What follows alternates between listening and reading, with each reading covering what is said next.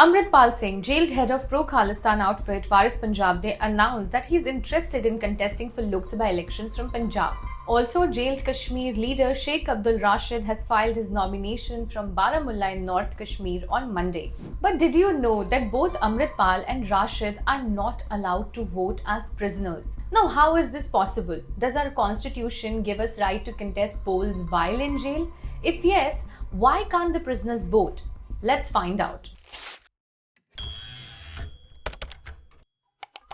Now, according to law, a person might have limited ways to campaign from jail, but anyone facing criminal charges or jailed can contest election unless he's convicted. But any prisoner of India is not allowed to vote.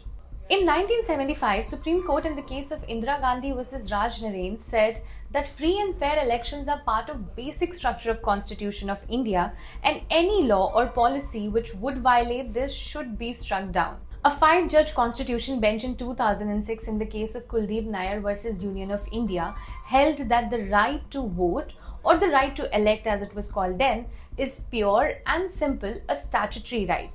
This means that voting is not a fundamental right and can be regulated. And similar premise stands for right to be elected, as in to contest the elections. Now, what are fundamental rights and statutory rights? Well, fundamental rights are protected by the Constitution and cannot be altered, not even by the Parliament. Whereas statutory rights are given by laws passed by Parliament and can be regulated or repealed. So in this case, laws enacted by Parliament could regulate both these statutory rights, right to vote and right to be elected. Both these rights are regulated under the Representation of People's Act. Now, regarding not being allowed to vote if jailed or under police custody, well, no prisoner is allowed to vote since 1951.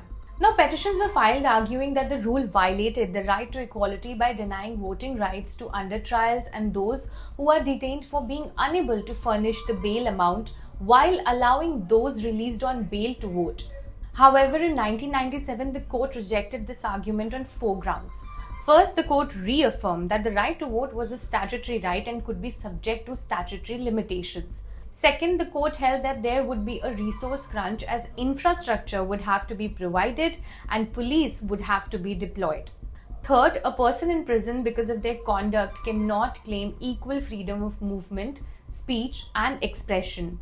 And last, restrictions on prisoners' right to vote are reasonable as it is connected to keeping persons with criminal background away from the election scene. For more updates, keep watching the Indian Express.